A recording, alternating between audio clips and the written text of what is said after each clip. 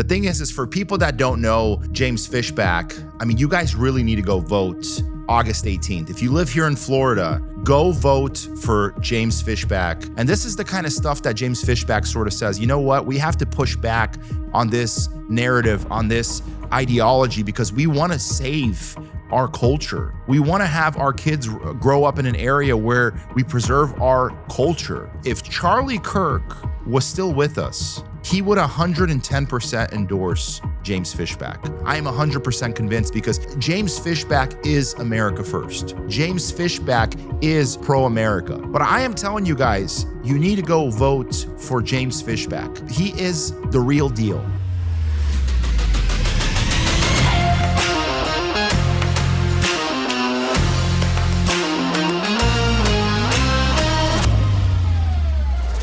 What's up, guys? This is God, Grit, and Glory, and I am your host, Veto Creed. We talk about the stuff that most people stay quiet about: Jesus, business, politics, and occasionally a few conspiracy theories. No scripts, no filters, just straight up truth. So join us as we unravel and speak truth.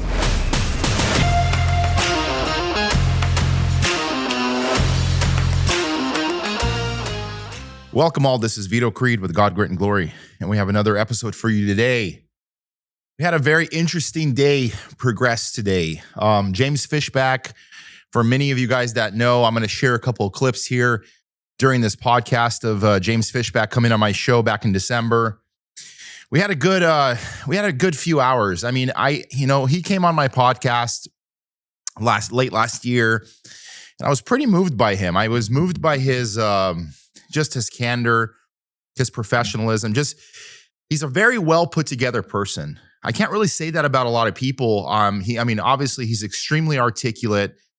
He definitely lights up the room. Like, he has a very strong aura, like a strong presence. He has a lot of that Charlie Kirk vibe that I got from Charlie Kirk. He kind of fills up the room. He's not a very big guy. He's very average size, probably about 5'11", maybe possibly 6 feet. But reality of it is he's a very, very high energy guy, very high energy. I like when I was talking to him, and we originally just reached out to him and said, hey, James, you want to come on our podcast? And our producer reached out and had a conversation with him, and he's very open to it. And he's like, yeah, absolutely. And because he's, at that point, he's trying to get any airtime he can. Right now, it'd probably be a lot tougher because, he went on Tucker and he went on all of these big, podcasts, and he's kind of a celebrity now. So I'm kind of really happy that I was able to get him in the door, early stages. A lot has happened for him. The thing is for people that don't know James Fishback, you guys really need to go vote August 18th. If you live here in Florida, go vote for James Fishback August 18th.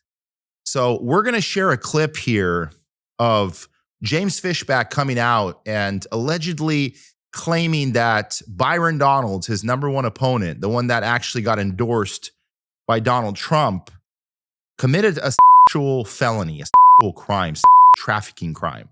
On July 21st, 2026, NBC News reported that Republican Florida Congressman Corey Mills was under criminal investigation by the Department of Justice. Like virtually every federal investigation, this one began with a single suspect and quickly spread to include others. This government whistleblower who approached my campaign has confirmed that this investigation has now expanded to include U.S. Congressman Byron Donalds, who, along with Corey Mills, is under investigation for federal sex trafficking. Federal prosecutors are investigating two dates in question: May 17th, 2024, and November 19th, 2024. Dates when Congressman Mills and Donalds are said to have traveled to the MGM National Harbor, a luxury hotel resort in Oxon Hill, Maryland, where prosecutors believe that both Mills and Donalds solicited, procured, and paid women for sexual acts. Federal prosecutors are in the final stages of this investigation and will soon charge both men under Title 18 of the U.S. Code, Section 1952, a felony that carries a conviction of 5 years in prison. And I say that because it's pretty astonishing to me that somebody that is actually an active senator, and he's in our Senate, he's part of our Congress, is actually able to do that. Then why are you guys surprised? I mean, we live in a world where, the Epstein files were supposed to be released weeks and weeks and months and years. And I mean, it turns into from weeks to months to years, and we're still waiting for them. And then when Thomas Massie came out and released a whole bunch of them, all of a sudden, a lot of it got redacted, and they pulled a lot of the Epstein files off of the internet. I'm actually kind of curious to see what the media is actually going to do with this situation. I could only imagine what Byron Donalds' media team is doing right now. They're probably losing their minds. They're absolutely losing their minds. I mean, he got millions of dollars from AIPAC. We all know that. He's a shill for Israel. And of course, we already knew that he has some fraud charge. I mean, he has, I think, another charge for some other crime in the 90s. I mean, he's a little bit older. I mean, he's probably in his, I don't know his exact age, probably early 50s. I would say if you kind of look at him, they're already coming out and giving him nicknames. Byron Donalds. Byron Diddy. So it's kind of a funny nickname considering, the alleged convictions against him. And they're saying the DOJ is the one that's investigating him. But I will tell you guys, whether this is true or not, I'm going to say this because people are like, well, I think James Fishback is just spreading misinformation. And I'm like, look, the truth is I don't personally believe that's even possible. And I'll tell you why. To do something like this at another opponent is diabolical, and it would be extremely defamatory. In fact, Byron Donalds could potentially sue him for tens of millions of dollars if it was, in fact, not true. So I'm pretty sure that James Fishback did his due diligence, probably, ran it by his media team, his attorney. He talked about this well over a week ago. So Byron Donalds, by the way, he already knew that James Fishback was going to say something. So this isn't new information. And I would imagine that Byron Donalds probably was sitting there probably like sweating beads, knowing the fact that James Fishback was going to literally call him out. I mean, it's crazy to think that we live in a time right now that these sort of things just sort of happen under our noses, and we are never even familiar with it or even aware of it. And this is what I told my wife, because this is what I personally believe. I don't think the media, even Fox News, maybe Newsmax will, but I don't even think Fox News, let alone CNN or any of these other major channels will spin this story, just because unless they really, really, really want to make sure they piss off Trump, because Trump did seriously endorse this guy. He put a big stamp of endorsal on his reputation. He said, oh, this guy's a great guy. I mean, they've asked a lot about him specifically, and Trump takes credit for a lot of the people that he shills for. But let me tell you something. Byron Donalds, he is pro-abortion. Byron Donalds is pro-George Floyd.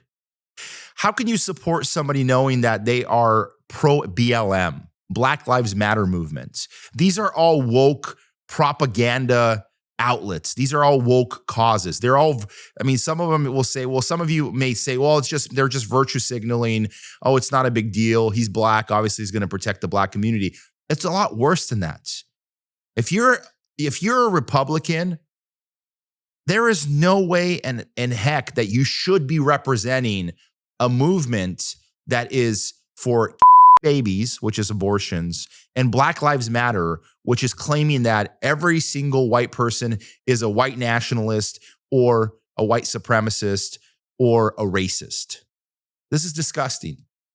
And they call Fishback a white nationalist. They've been calling him white nationalist since he started running. It's pretty disgusting, because they're trying to turn it into like derogatory and saying he's a white nationalist, like in other words, Hail Hitler, white nationalist kind of thing. And I'm like, guys, why is it so shocking to you that somebody like him has a chance to win? I mean, he's really young. I mean, he's in his early 30s.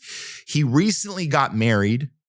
His wife's name, I believe, is it sounds kind of Slavic origin and stuff. She could have been born here. I don't know, but she has a very Slavic name. And I'll tell you, even when I sat and I talked to James here at my house, at our studio, I should say,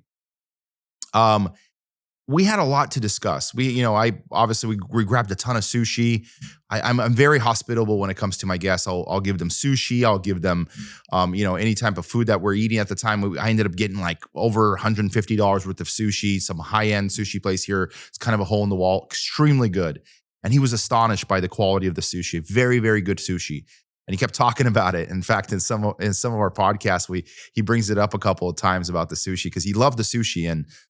And we had a lot of discussions. I asked him sort of some couple of personal questions about him and, what is his stance on this and that and, his opinion on this and that, and not to get into the weeds a little bit, but he had a lot of positive things to say. He had a lot of positive things to say and a lot of things that we could definitely align together with. A lot of people don't like him probably because Trump doesn't like him.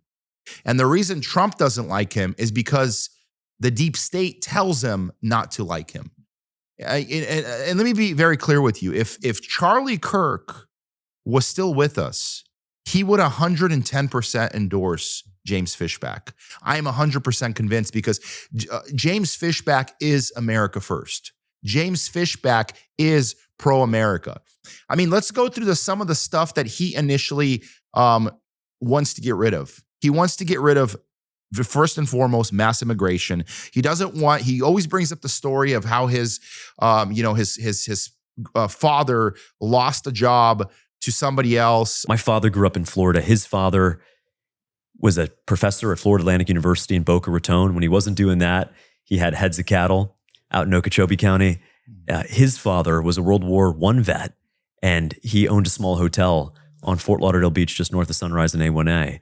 And so my family has known this state for 4 generations. And I'm running because I have a plan that I think addresses a real frustration that a lot of lifelong Floridians, or even some people who have been here for only 10, 15 years, they barely recognize the state anymore. Because of they allowed mass immigration. And because of that, he had a landscaping business. I could be mixing up with his grandfather, but he had a landscaping business, and essentially somebody came in and pushed him out of the industry. And some of these, obviously, Cubans and Latinos and other companies that are, ethnic groups that are coming in here are willing to do it for a fraction of the price. And so he's very adamant about expressing his frustration about this. And I don't disagree with him. Mass immigration is a real problem. I mean, we could see what's going on in Spain recently, where Spain has been infiltrated by a ton of migrants, which of course people are saying that Bibi Netanyahu is the one that has everything to do with it because they've taken a very strong stance against Israel, go figure. And he's sort of retaliating by sending in mass immigration to this area. So mass immigration, we see that what's happened in Europe, specifically France, Ireland, even in Scotland, even areas, of course, England being kind of the hub of everything. So London and, of course, Paris, France, and that whole area is fully infiltrated. And they're spreading like wildfire. And unfortunately, a lot of these ethnic groups are actually Muslim. So they're going in there, they're having tons and tons and tons of children, and they're taking over. And this is the kind of stuff that James Fishback sort of says, you know what, we have to push back on this narrative, on this ideology, because we want to save our culture. We have a culture that, including in special public schools, that venerates, no, go into the labor force, go do all of that. Being a mom is weird. Being a mom is trad. That is not what you're supposed to do. You're supposed to be an independent feminist. You're supposed to be Reese Witherspoon. You're supposed to be Elle, right? All of that. That is not the kind of culture we can impart and instill in our children. And I think, look, Republicans have been playing this culture war game on defense for the last 10 years. We're anti-drag queen. We're anti-this. We're anti-that. None of us like drag queens. We don't want that crap in our schools. But if we're actually going to win the culture war and go back to a 1970s era where people actually had a shot to get ahead, we can't play defense in the culture war. We have to play offense. We have to offer an alternative, affirmative vision that exemplifies. We want to have our kids grow up in an area where we preserve our culture. And so there was even a lot of stuff that was done. I think Jay Collins was one of his opponents. He actually sued him, filed a suit against James Fishback because he said he was illegitimately running for governor. Imagine being that petty. And of course, you guys have to remember, any publicity, whether good or bad publicity is still publicity. So the fact that he was trying to sue him, and of course that lawsuit was lost, and they were trying to discredit him because they had nothing on him. The guy is clean as a whistle. The problem with a lot of opponents that run is they usually come in the door, and if they're not going to run for a certain cause, they start attacking them. We remember what happened to Kavanaugh, right? I mean, Kavanaugh was running for a judge seat, and he got sent through the ringer. Even if there was anything even alleged against him, they literally they pulled out all the stops. The Democrats were destroying them because they didn't want the Republicans to get the majority seat. So it's a real problem when you notice a lot of these things happening. So of course, Jay Collins, he does this thing, and I'm going to tell you guys, he's a punk. I can't say anything else about Jay Collins other than the fact that he's obviously not going to lose.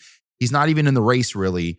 He's sort of like that extra third wheel in this race, right? It was Byron Donalds and James Fishback. We already know that is no longer the case based off the allegations alone. But I genuinely believe that media is going to try to push this under the rug. They're going to launch a massive hush campaign where they're not going to promote this because we only got about it's the 6th. I mean, you have until the 18th. We have less than 2 weeks until the deadline for voting. And so they're going to do their absolute best for the next 12 days for any of this not to surface out. And they're going to encourage people. I wouldn't be surprised if they injected a couple of, maybe another $5 or $10 million to sort of take their last leap of hope to try to get Byron in the door. But who knows? I'd be curious to see what happens. I'm going to keep my eyes on what the response is. They may not acknowledge anything at all. They just may play completely silent and just let kind of media do its own thing, depending on what happens. Right now, if you turn on social media, all of this is everywhere.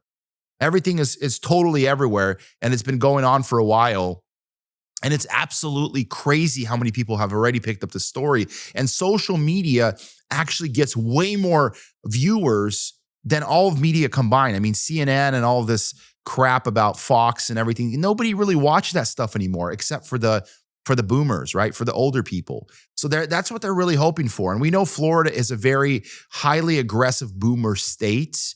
So I will tell you guys that there is a lot going on. We got a lot of things sort of happening. I've had a kind of a distracting week. I've had some mild gallbladder inflammation. I actually ended up going to the doctor, had a blood draw done. They actually bruised up my arm pretty bad, and they put another thing in here for they call it contrast, to do a CT scan to try to check me out. I thought it was the end of the world. I went in there thinking, oh man, there's something wrong with me. I'm starting to freak out. Nothing's wrong. No inflammation. Bowels are good. Liver's good. I mean, they couldn't see the inflammation. My doctor, who is actually a naturopath doctor, came out and said, likely you have an inflammation because the CAT scans don't always see it. Here are some natural medicines. Do a heat pad with castor oil. Do all of these things. So I already feel better. I already feel slightly better. I'm going to obviously have to take it a little bit lighter. I'm been eating kind of a little bit of more of a lean diet. And of course, God knows I can use it. So that being said, just had a really busy week. I mean, I was able to develop a pretty cool app this week. Actually, that's what I do for people wondering what I do is I'm in architectural development, digital marketing. That's specifically my background. So I'm very, very well versed when it comes to architectural development, coding, that sort of stuff. And I launched my own app. It's called the Reminder app. Reminder with an R, no ER at the end. So Reminder. So it's reminderapp.us.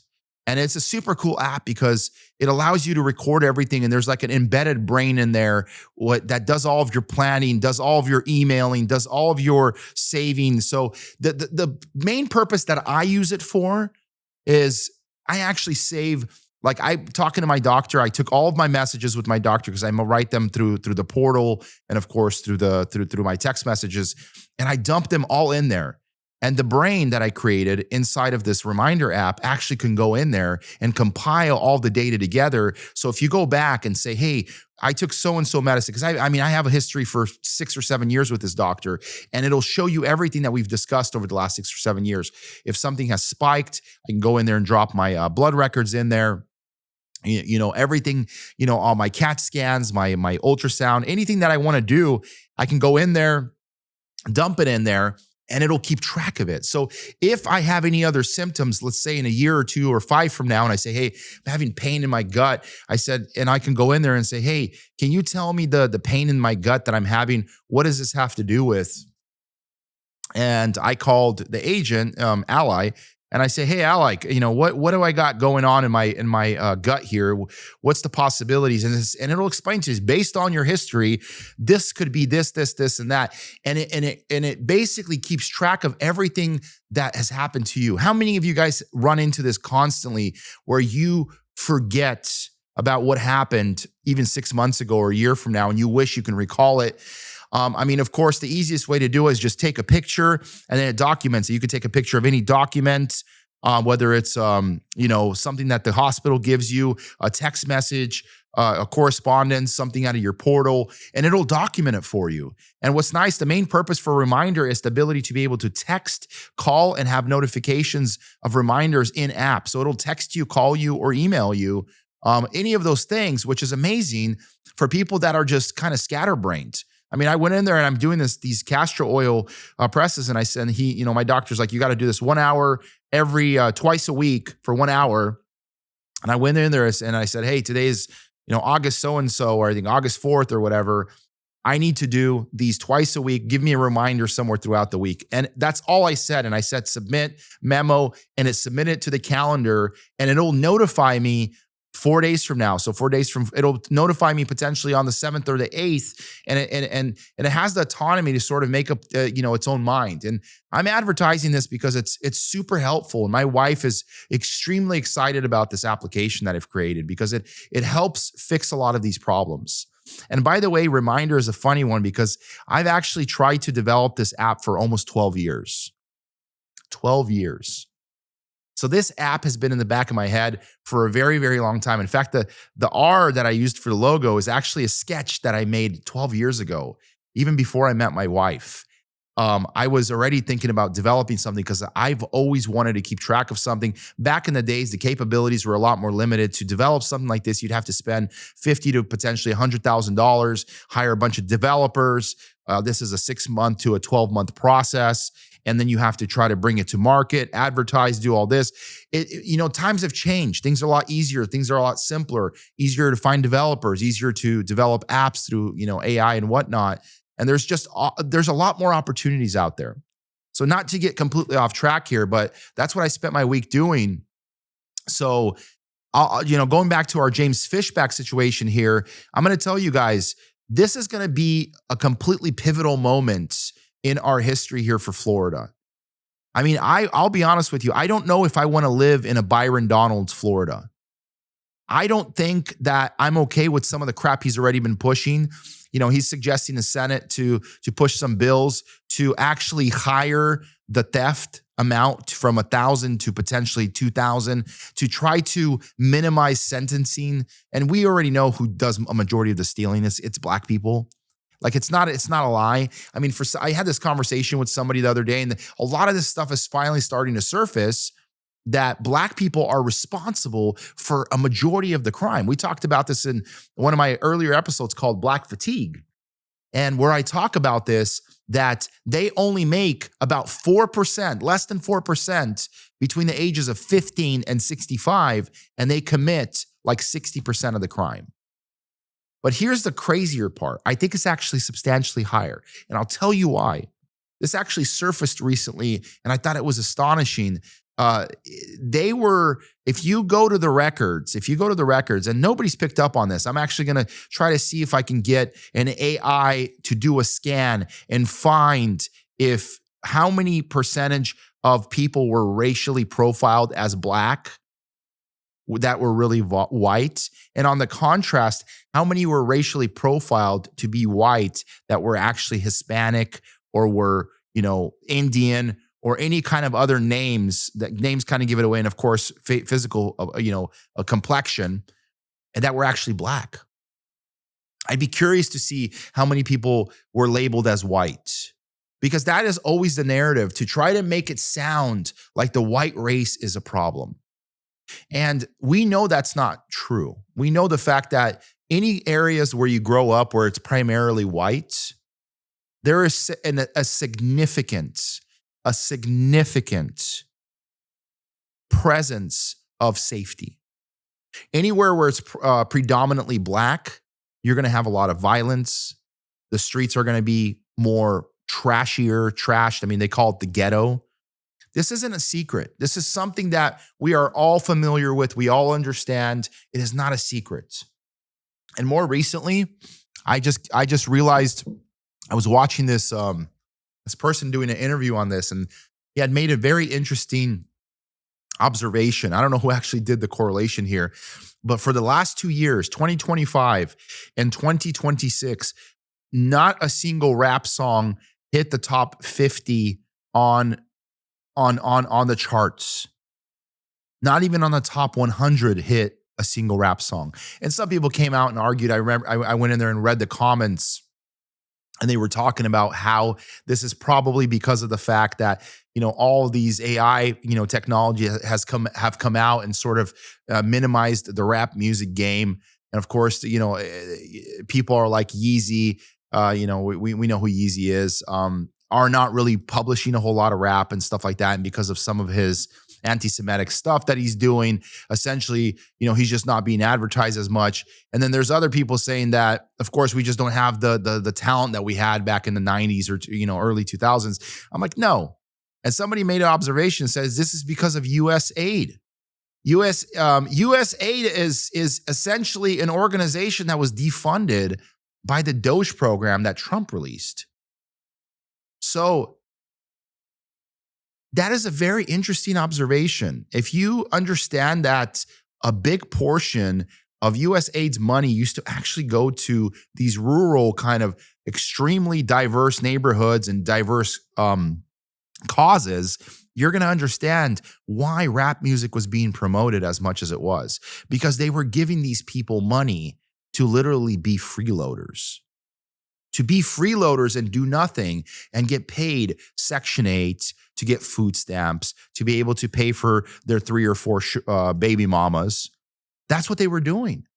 And they were being rappers, basically lowlifes.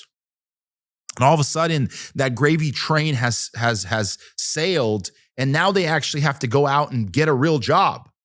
Now they actually have to go out and do something with their lives. It's an interesting phenomenon if you think about it, right? But it's just an interesting observation to know the fact that those things are factually true, but when we talk about them, they become extremely racist. What a world and what a time to be alive in. But I am telling you guys, you need to go vote for James Fishback. He is the real deal. And one thing that I like about James Fishback, and we haven't even got into this yet, is he's obviously against mass deportation. He's extremely against flock cameras. Flock cameras, by the way, I talked this about in another podcast. I ended up getting pulled over where they, got a speeding ticket. He claimed I was speeding, but when he pulled me over, and he said, "Oh, I see your license plate has a cover on it," and it's a clear cover, nothing. But apparently, you're not allowed to have obstructions on your license plate. And I asked him, "When did that pass?" He said, "Late last year." And I said, "That's weird. I never heard about it." And I sat there and I thought about what in their right mind would push them to push a bill that would stop anything from covering up a license plate. Well, guess what? These flock cameras, they don't do a very good job taking pictures of cars and license plates specifically when it's covered up because of the reflections. And by the way, there's ways of, and I watched a lot of these videos where somebody says, "Oh, it's a prosecutor. You can get, a felony for taking down a flock camera." I mean, I'm like, and they're talking about how laser pointers, if they destroy it and they catch it to you, they'll charge you with the felony. I'm like, look, guys, this is the tyranny that the Constitution talks about. We don't want to be spied on. So if somebody's out there literally taking down flock cameras, I'm going to be your cheerleader and I'm going to probably get bail money and come bail you out because I support somebody that fights tyranny. That's what it is. It's tyranny. If you're going to sit here and tell me a load of crock that this essentially is a way for the bad guys to be caught, when in reality, we know that is not actually the truth. That is a blatant lie, because the only people that suffer because of flock cameras are the civilians, because our entire safety and privacy get compromised.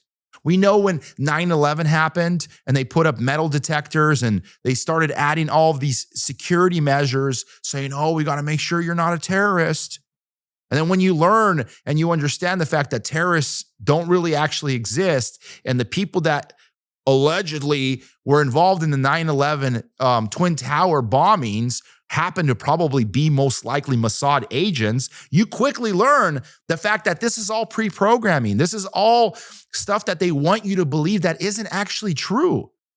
Flock cameras are a real problem, because that's what, and I encourage people, if there's a way to stop these flock cameras from spreading, get rid of them. I'll be the first one to say it. And somebody may turn around and say, Veto, you're inciting crimes and violence. I'm not inciting anything. I'm not saying it's okay for you guys to destroy private property, but this isn't exactly something that was done under anybody's vote. Who asked us? We the people. Who asked us, the citizens, are we okay with being spied on? Was there a vote that was ever passed where anybody actually voted on these flock cameras, whether locally in our local cities or in our states or in our country? Go and look up flock cameras tracking system and look at the radar on where they were 5 or 6 years back and where they are now. There's over 100,000 flock cameras. And keep in mind that this is going to actually grow exponentially. And what I realized today when I walked into my house, which I'm going to be actually removing these off of my home, is these Ring cameras, they now do this whole analysis. It'll say a woman carrying baby in the front yard, white truck pulling into the driveway. It knows it's a truck. It knows it's white, male approaching the home. It knows that I'm a male. This is the world we live in, where now it knows exactly who's doing what. And don't think for a second that Ring is not going to share this data. For people out there that are in support of all this crap, this is why people hate Palantir. Peter Thiel is a disgusting human being. I don't want to have anything to do with these disgusting human beings.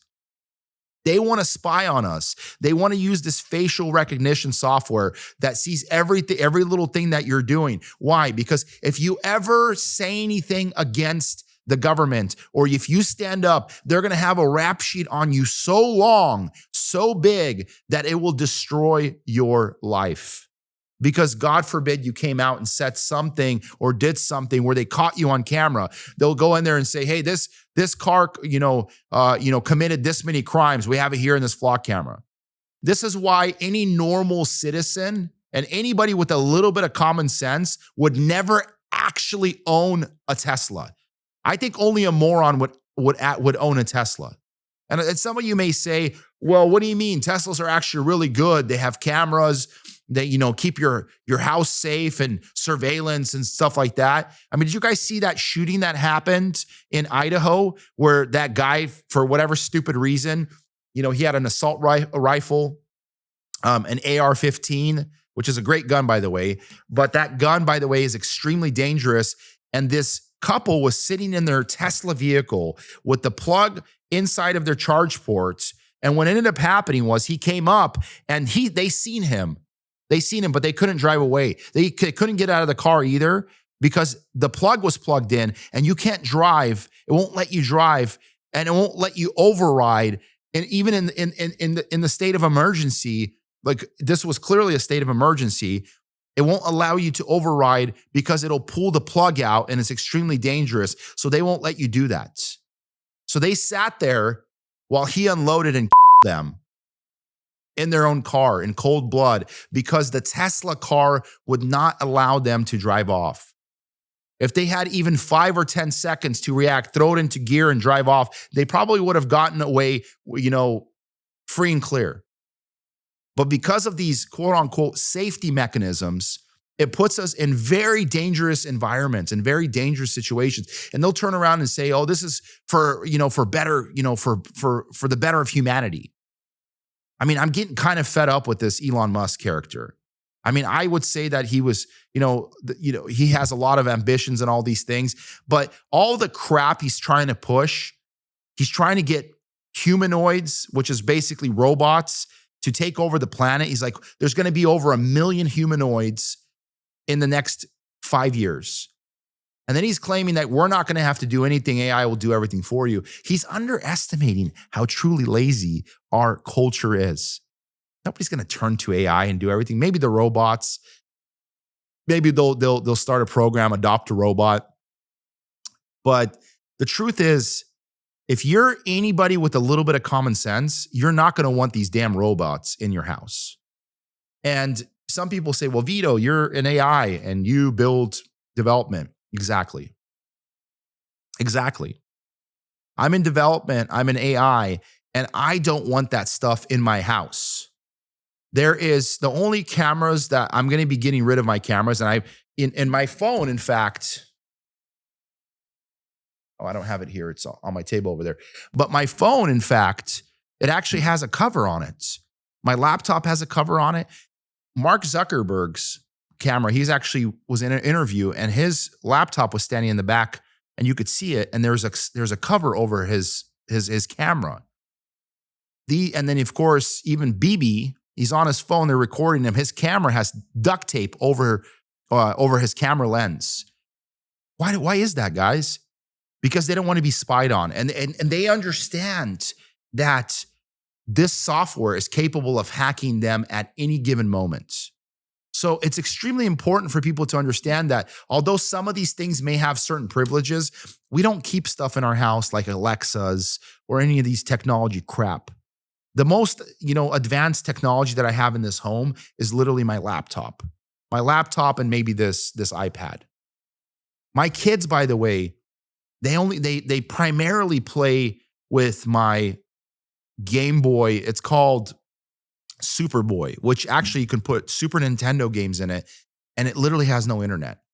And I said, you guys can play that until you drop. And of course, their attention span is so short, so they'll play it maybe for 30 minutes in a day, and they'll just drop it, maybe an hour.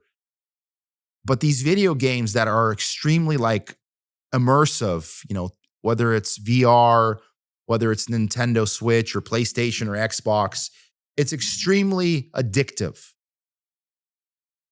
Kids become extremely addicted to these games. So we don't let our kids play that. We're extremely against technology. I keep them away from phones. I keep them away from iPads. We don't do any of that. We're not the iPad fam here. Even though I'm in technology, this is probably why I keep my kids away from technology, because I understand the dangers of it. So that is one thing that I will say James Fishback has done an amazing job, is he's extremely against flock cameras. And for those people out there, if you're out there and you want to find a way to destroy this entire ecosystem of flock, I will be standing right behind you. Because America, we are not China. America, we didn't sign up for a socialistic Hunger Games environment, okay? This is not the Hunger Games where you guys are going to spy on us and you guys are going to punish us and you guys are going to ration our food and you guys are going to feed us when you think it's appropriate. You guys are going to give us social scores. We sort of already have social scores, by the way. It's called social media. If you say anything out of line on social media, you'll lose a job. If you say anything on social media, you could get arrested. We're already there. We're about halfway there. The other thing that I really like about James Fishback is he's extremely pro farms and he's extremely against data centers. There's a fork in the road, Veto, and then there's old Florida and then there's new Florida. If you want new Florida, if you want the AI data centers where the citrus groves once stood, if you want more shopping malls, more overdevelopment, more Section 8 style housing, if you want foreign workers infiltrating the job market, and if you want 600,000 Chinese foreign students infiltrating UF to FSU to UCF, there's a candidate for you. His name is Byron Donalds. If you want old Florida, if you want to make us not the financial capital of the world, but the cattle capital of the world, as we once were, the citrus capital, the ag capital, if you want to maintain our place as the tourism capital, grow our place as the space capital, if you want to create an economy that has great paying jobs for young people, that allows home ownership to be reserved for families, not for private equity, if you believe that our universities should serve our kids and not foreigners. And if you believe, as most Republicans and Democrats do in our state, that our natural environment and conservation and preservation are chief among our priorities, I'd love to earn your vote on August 18th, 2026 in the Republican primary to serve as the 47th governor of the state. Data centers have also become a big problem. I talked about Elon Musk coming out and talking about some of his technology that he wants to roll out. And the Neuralink, they're like, oh, in the next 6 months or a year, the Neuralink technology is going to be able to give you a sight if you're blind, because it goes into your cortex, your retina cortex and stuff. And it has the capabilities of somehow, I guess, hijacking or tapping into your retina cortex, where you can see and give you not just regular eye vision. It will actually give you, sonar and all sorts of weird stuff that I'm just like, are you freaking kidding me? Like, so you can see in kind of in different dimensions. That's pretty creepy. Nobody's putting anything in my brain. I'm going to tell you guys that for sure. Nobody's going to ever touch my brain or my palm, because the Bible talks about that in the end times, that they are going to come to us in the form of a mark. The mark will be the mark of the beast. Do I genuinely believe that the mark of the beast is going to be us? There's going to be a red guy sitting there with horns and it's going to be a physical 666 sign? No, I do not. I think it's going to be as subtle as day. In other words, they're going to spring upon us. It's going to be in the form of buy or sell, and you have to basically give your alliance to this cause or to this nation, sort of like they were doing with, Fauci. And by the way, that's a whole nother subject. We don't really have enough time to talk about Fauci and what's going on with him. But I want to tell you guys that Fauci got indicted on contempt. They actually had a vote and it was like 8-7, and they found the fact that he was in fact guilty of contempt, and they're going to be, he's going to be scrutinized. He's going to be deposed by Congress. And what's crazy, he's not going to be able to plead the fifth anymore. He's not going to be able to sit there, and he's going to have to actually answer these questions. And what's crazier is they took his phone that he had in his possession during the COVID era between 2020 and 2023 that was related to his quote unquote work. So this is a big deal for America. I love seeing stuff like this happen because it really does show that we still have an ounce of decency left in us, that there are still some things in our world that have justice. Of course, with these Epstein files and everything going on, because there's guilty people on both sides, and Trump clearly knows it. This is not just a Democrat-Republican game. The people that they have compromised are the elite of the elite of the elite. And these people will not allow any of this to come out, because all hell will break loose. And Trump knows it. And Israel is using this to leverage and to extort and to blackmail all of these people into submission. That's its goal. Its goal is to ultimately corner these people like a dog and then get their way with you. It's very unfortunate. And this is the stuff that Charlie Kirk was extremely against. And me and my family actually got to sit down. Angel Studios came out with a Charlie Kirk movie. It's a 1 hour a kind of a tribute to him. It's kind of his legacy, and it's a 1 hour. I don't know if you could call it a movie. I guess it's a movie, but it talks about his life. I'm actually really glad the fact that they didn't stick a bunch of Erica Kirk in it. There's some clips in there that kind of annoyed me. You got Neff and Andrew Colvett, which those two I can't stand. And they're sort of the people that have replaced the Charlie Kirk show now, and they're the face of the Charlie Kirk show. I will not listen to this trash anymore because it is no longer the Charlie Kirk show. Who is Andrew Colvett? You're nobody, dude. Nobody cares about you. Don't think that you could step into the shoes of Charlie Kirk and get still even remotely anything that Charlie Kirk accomplished. Charlie Kirk was ultimately a legend. One big observation that I made about Charlie Kirk, and I want to put this on the record, when Charlie Kirk was alive, he was the glue that glued all of our Republican Party together. After the death of Charlie Kirk, something interesting happened where now all of a sudden the Republican Party is split down the middle. You have this extremely big group of people. You know, you have like the David Harris, Tim Pool. Who else is in? Who else is in that bunch?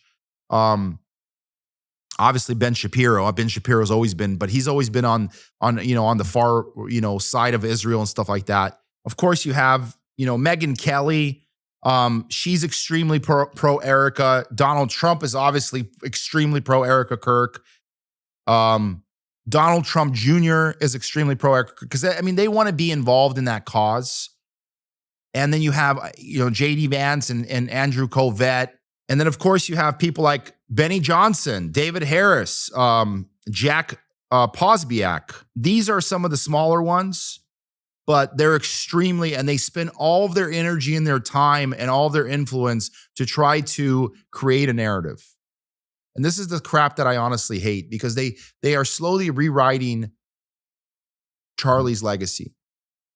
And you know what I hate? That they didn't have an explanation for why they took Charlie Kirk's episodes down. Why did you guys take Charlie Kirk's episodes down?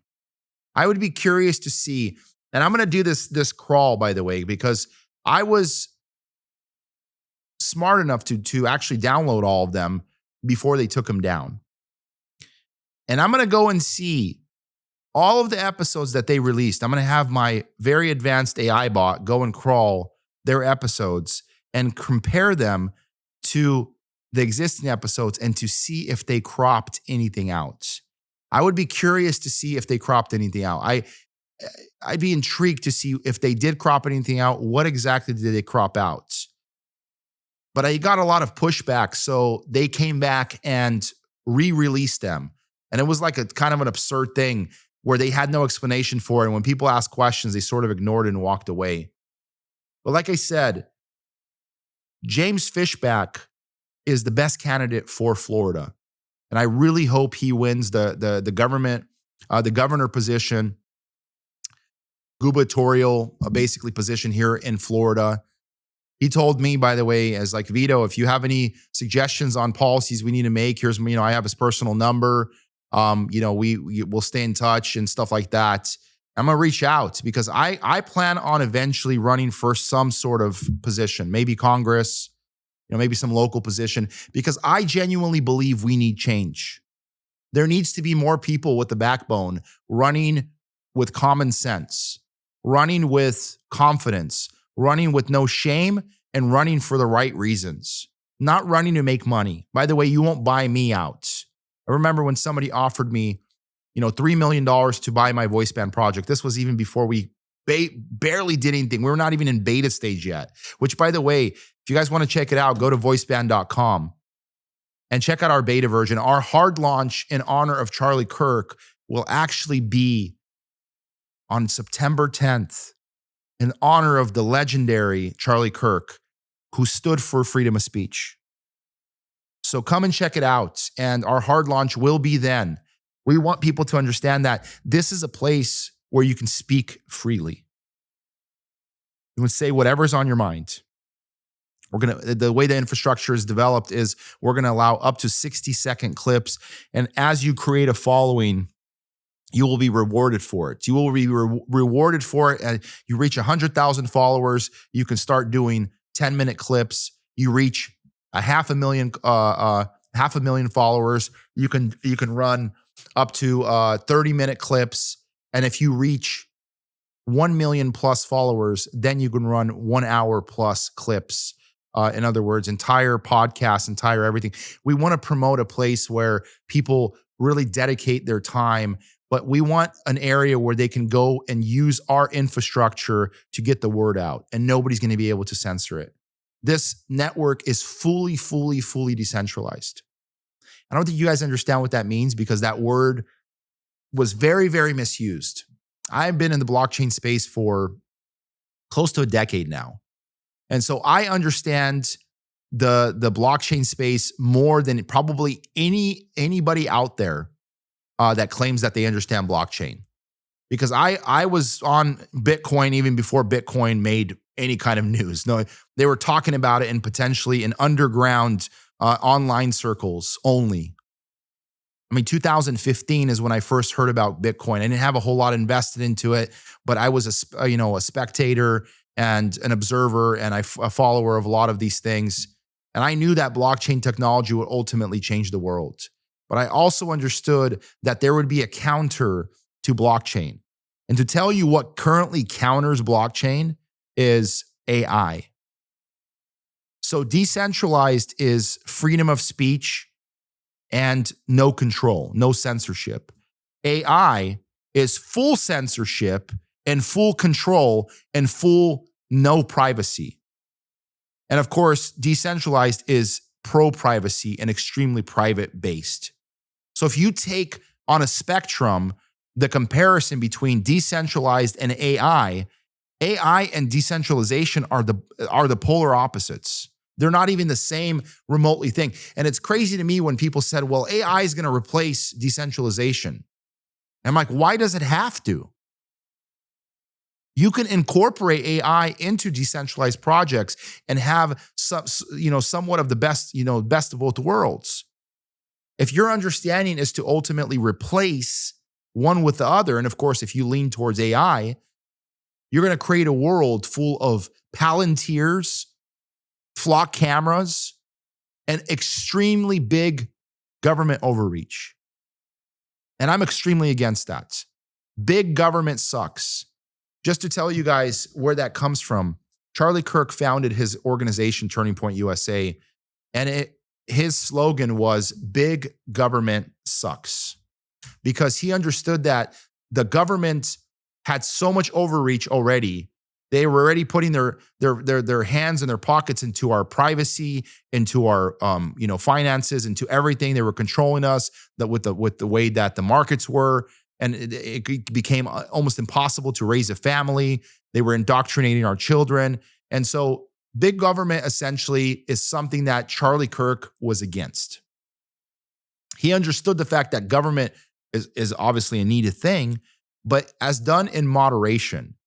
And there has to be a balance in government where there isn't any overreach. This is why he supported people like Thomas Massey and Marjorie Taylor Greene. And I believe he would have been in big support of James Fishback. I genuinely do. And therefore, this is why I am endorsing James Fishback and why I support him fully, because I have personally met the guy. I understand, his mindset. And of course, now he's married and he's about to have a kid. That's huge. That's huge. A lot has happened in his life, and good for his career as well. And let me tell you something, a family man has his heart in the right place. So thank you guys for tuning in. This is Veto Creed, God, Grit, and Glory. Stay tuned for more.